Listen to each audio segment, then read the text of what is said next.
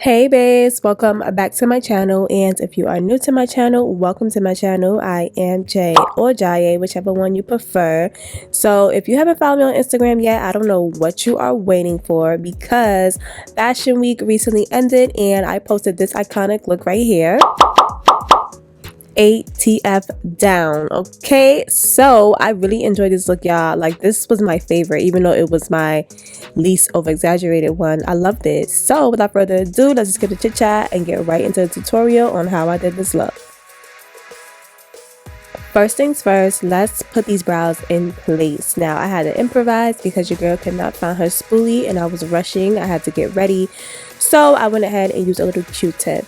And now it's prime time, and I'm taking two of my current favorite primers. I use this duo all the time, especially since it's springtime or it's coming into springtime. This is going to be my duo forever. So I use the Milk primer and I use a one size primer, and I put the one size primer on top because it is to secure the sweat, and I just press that into place, making sure that I'm getting all areas, and then I let that dry down before I go ahead and put on my foundation.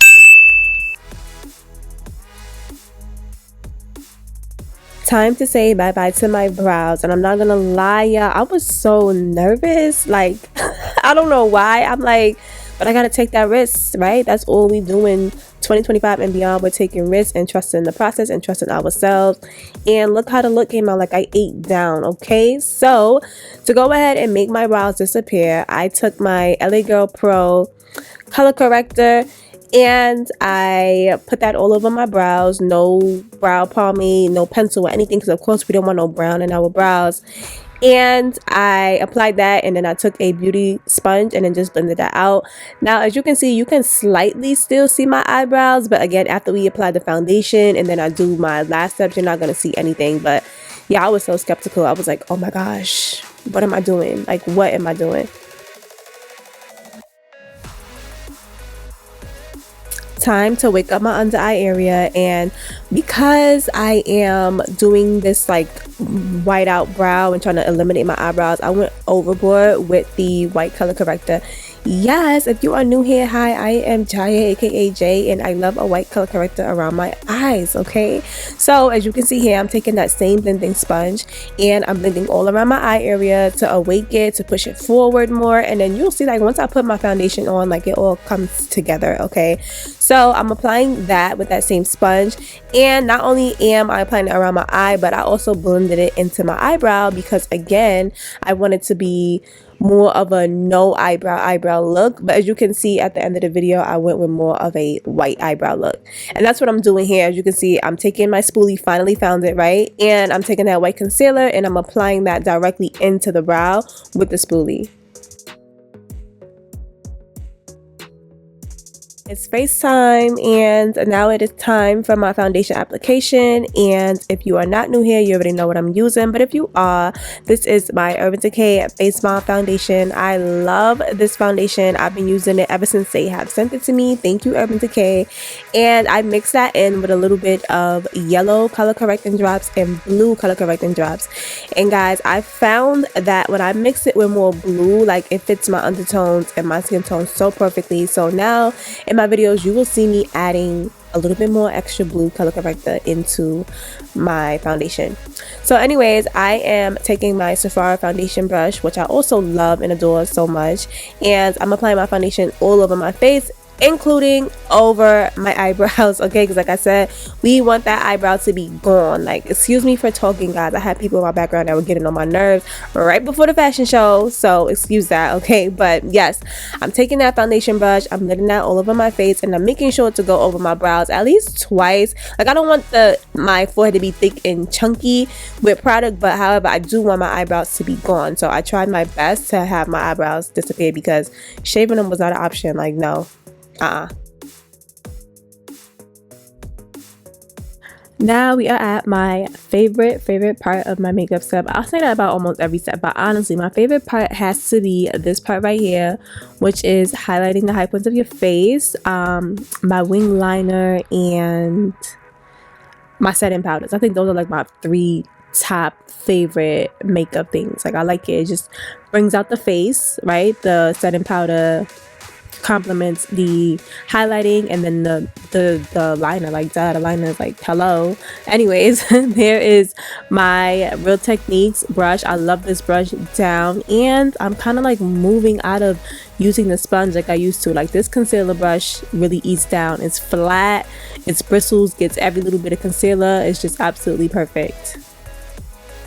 I know I said that one was my favorite step, but this kind of ties into it, would also be in my favorite step because it kind of is like the same thing. So if you are new here and you don't know, I use a double highlighting method, and what that is I use the old 2016 triangle method because that's what fits my face, but I found a way to incorporate the new highlighting technique, which is, you know, a little bit by your nose, a little bit in the corner eye, and you blend. So what I do is I use my regular concealer color, and then I'll use a much lighter concealer to go ahead and do that newer highlighting trend, and it eats down. Okay, it lifts my under eye area so much, like you would not know that I had a loss of fat under my eye. And now we're getting into the powders, and for my powders, I know I said that I will stop using the sponge for my concealers, but for my powders I'm always going to use a damp blending sponge because it just melts the powder right into your foundation or your concealer, helping it not be cakey and have flashback. It melts it right into the skin. So right here I believe that I am using my Fenty powder, and I'm using my Fenty bronzing powder also. I usually use a She Glam bronzing liquid bronzer, but I was like so in a rush that I just noticed like, oh man, I skipped it. But it's fine, right? The brows already give so much, we don't need a lot of contour. So I just use that bronzing powder and pat that into place with a brush. And just like my concealers and how I love a double highlighting method, I go ahead and do the same thing with my powders. So with my yellow powder that matches more of my skin tone, I will put that all around the concealer area, and then with a white translucent powder I'll go right underneath the eye, just doing that same method that I do with my concealers. And I add a little bit of blush to my cheeks, and now I am contouring my nose. I'm going right back to my old contour because if you guys see my a couple of my last videos, I tried to do again, everything does not work for you. I tried to do like this little new trend that everybody was doing, and it didn't work for me. It was like contouring down the center instead of highlighting. It's a no-no for me. And here I'm just lining my lips with my MAC lip liner. And now for the fun part, I'm applying my eyeshadow, and I already had a mood board in my head. Okay, I guess basically my imagination, but I knew exactly what I wanted this eye look to look like. I wanted really soft red eyeshadow, but I didn't want it to be perfect or cut crease. I wanted it to be kind of all over, and then in the middle of my eye I wanted like a very soft pink, like a pale pink, no purple undertones, like a very pale pink that leads into the red. And that's exactly what I did. So I used a regular eyeshadow brush and I just patted the pale pink into my lid, and then moving out like towards my brows, and it's a little bit hard because my brows were harder to see. Moving out towards my brows is how I did that red eyeshadow, still keeping that, you know, cat eye triangle shape that I like, but I made sure to just not make it super neat because I kind of wanted it to be like blended out like on my eyebrow, my upper cheekbone area, and that's exactly how it came out. Do you guys see that? It's so pretty. And now we are up to one of my favorite steps, like I mentioned before, which is my wing liner. Okay, I need my wing liner. It's like my go-to, and I was really debating with this like red kind of spaced out eyeshadow. I was really debating like, should I do a wing liner?